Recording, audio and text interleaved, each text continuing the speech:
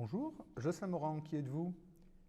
Bonjour Philippe, je m'appelle Jocelyn Morand, en effet, je suis dans la vie profane ingénieur, je travaille dans le contrôle qualité des liants hydrauliques, je le vis plutôt bien.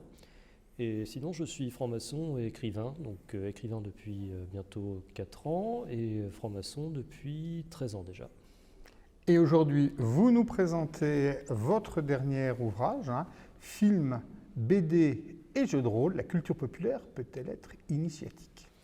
Absolument, absolument. Cet ouvrage, en fait, il est né d'une conversation que j'ai eue avec un ancien vénérable qui m'expliquait que des œuvres classiques, en fait, étaient les seules qu'on avait le droit de citer en loge. Par exemple, il a commencé à me citer des œuvres de Shakespeare, des choses comme ça, puis ça m'a fait me poser une question. Je me suis dit, mais en fait, Shakespeare, il n'a jamais été classique, il a toujours été populaire.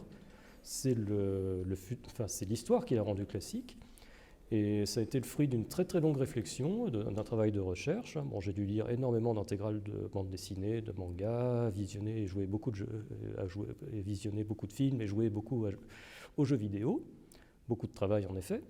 Et en fait, mon idée, c'était de chercher en fait des œuvres et de ce qu'il y avait de commun dans les œuvres populaires contemporaines et les œuvres classiques anciennes, pour en fait tenter de démontrer que la culture populaire d'aujourd'hui est probablement la culture classique de demain. Et mon idée, c'était aussi de rassembler les générations, parce que des générations qui ont vécu avec le Mystère de Paris ou les Trois Mousquetaires devraient arriver à comprendre l'engouement pour des séries populaires comme Kaamelott, série française bien connue, ou la série de manga Naruto, ou les histoires de super-héros connues aux États-Unis.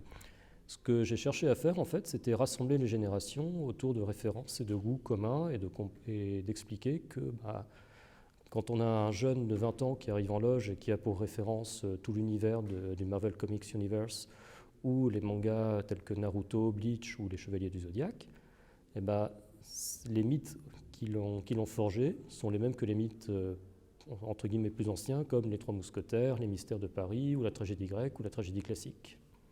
Jocelyn Morand, merci beaucoup pour film, BD et jeux de rôle, la culture populaire est-elle initiatique? La réponse étant oui.